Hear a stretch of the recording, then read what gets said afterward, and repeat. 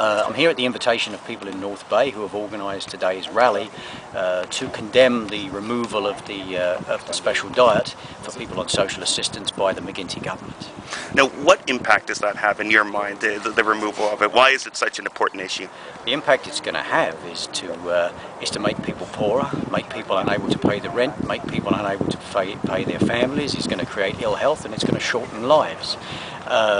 The people on social assistance in this province have lost, in real terms, 55% of their income since the 1990s. The special diet has been the only handhold that people have had at their disposal to try and close that incredible gap to a significant degree. And now it's being taken away, and the impact is going to be dreadful, and the perspective we have is to fight back against that. Now, you hold rallies like this one here, and I'm sure you hold rallies across Ontario for that matter. What impact do you hope these rallies have? Well, the simple truth is, I think it has to be acknowledged that the reason they don't abandon people totally, and the reason they provide some level of social assistance, is because they realise the social consequences, the level of unrest would be unmanageable if they allowed people to starve. If they're going to cut the special diet, the truth is that if poor people accept this and suffer in silence, they're going to suffer all they want. But if people stand up, challenge what the government is doing, build a loud and a vocal and a disruptive opposition to what's happening, then it is possible. Historically, it's shown that poor people can fight back and they can win things. Sorry, I was just going to say special diet. Not everybody receives that. This is a very specific earmarked line in the budget for folks that are on social assistance, right? Yeah, it requires that a medical provider make certain diagnoses, and then based on that an allowance is provided.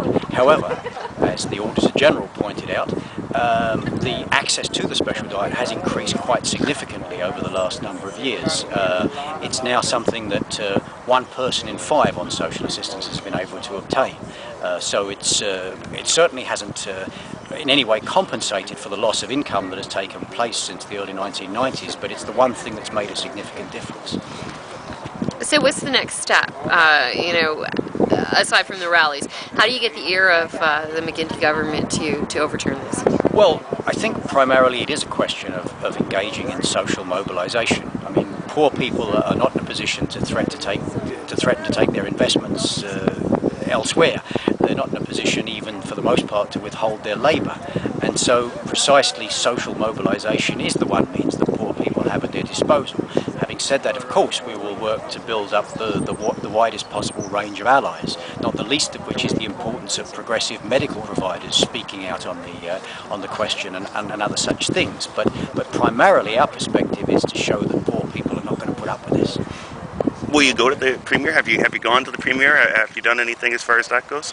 We've organised in Toronto just a short while ago a major demonstration, a major rally that went to the governmental buildings at Queen's Park, and we will certainly mobilise to confront the public appearances and events. In all honesty, I don't believe that there is some possibility of sitting down with the Premier and convincing him that people are going hungry. The fact is that that's been tried for several years now, and we're dealing with a government that only for the 3rd time in Ontario's history has actually cut income to poor people.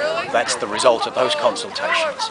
And so, no, we have to give this government a political problem. We have to do that primarily through mobilising a campaign of resistance to what's happening.